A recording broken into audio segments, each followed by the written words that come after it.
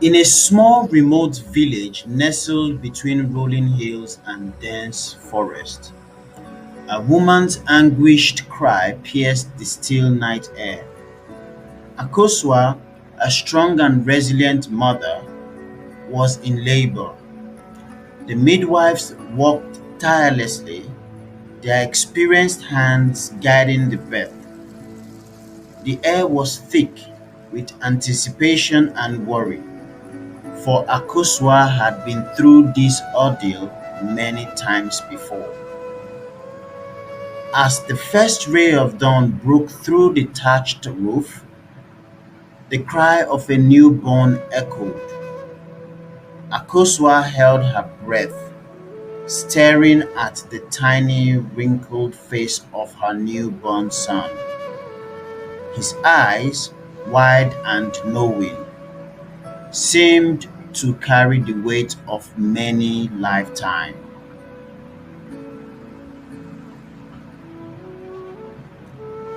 The village gathered around for the naming ceremony. The elders, dressed in their traditional robes, chanted prayers to the gods. Akosua and her husband Kwame stood at the center, holding their child. "We named this child Olumide," Kwame announced, his voice filled with hope. "May he bring light to our lives." But as the crowd dispersed, an old elderly woman with eyes clouded by cataract approached Akosua. "This child is an Abiku," she whispered, her voice trembling, "a spirit child who comes and goes, bringing sorrow to its mother."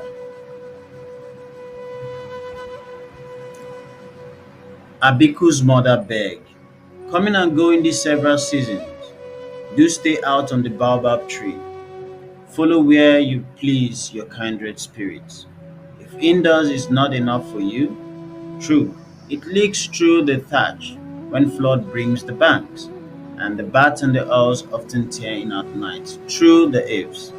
And at Hamatan, the bamboo walls are ready tinder for fire that dries the fresh fish up on the rack. Still, it's been the healthy stock. To several fingers, to many more will be who reach to the sun. No longer then bestride the threshold, but step in and stay for good. We know the knife scars serrating down your back and front, like beak of the swordfish, and both your ears notched as a bondsman to this house, are all relics of your first coming. Then step in and stay, for my body is tired, tired, my milk going sour, where many more mouths gladden the heart." As Olumide grew, it became evident that he was no ordinary child. He was wise beyond his years, often speaking of places and people he had never seen. Yet his health was frail. Akosua watched helplessly as he oscillated between bouts of vibrant energy and debilitating illness. In the evening, when the sun dipped below the horizon, Olumide would sit by the fire, his gaze distant. "Mother," he would say, "I belong to another world. They call to me, but I want to stay with you." Akosua said, "My son, Olumide, out of all the children that have come and gone, you have stayed the longest time. I will try my best not to let you go this time." Desperate to save her son, Akosua took Olumide to a renowned healer. The healer, an elderly man with a long white beard, examined Olumide and shook his head solemnly. "The spirits hold him in their grasp," he said. We must perform a ritual to bind him to this world. Under the light of the full moon, the healer performed the ritual. He drew intricate symbols on Olumide's skin with a mixture of herbs and animal blood, chanting incantations that echoed through the night. One evening, as Akosua gathered herbs in the forest, she heard a rustling sound. Turning, she saw a figure draped in a flowing white robe. It was the spirit of an Abiku, ethereal and otherworldly. "Why do you torment me?" Akosua cried, her voice breaking. "Why do you take my child from me?" The spirit's eyes softened. "It's not by choice, mother of Olumide," it said. "We are bound by fate, tied to the circle of life and death. Olumide is one of us, but his love for you keeps him tethered here."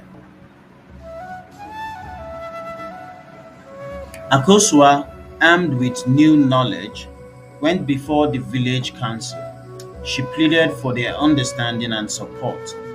The elders, moved by her plight, agreed to help. They organized a communal ceremony calling upon the village collective strength to protect Olumide. The villagers gathered, singing and dancing, their voices rising in a powerful chorus.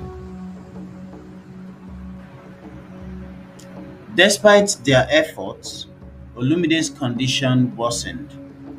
He lay in his bed, his breath shallow and labored. Akosua stayed by his side, her heart heavy with sorrow. "Mother," Olumide whispered, "I must go, but I will return. Our bond is eternal." With tears streaming down her face, Akosua held her son close. "I will wait for you, my love. In this world or the next, I will wait."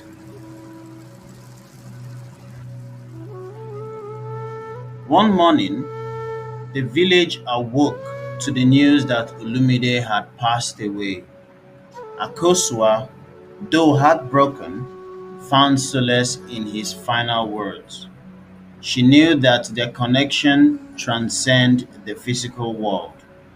The villagers held a grand funeral, celebrating Olumide's life and the love he had brought into the world. As they sang and danced, Akosua felt a sense of peace washed over her. She knew that Olumide's spirit would always be with her.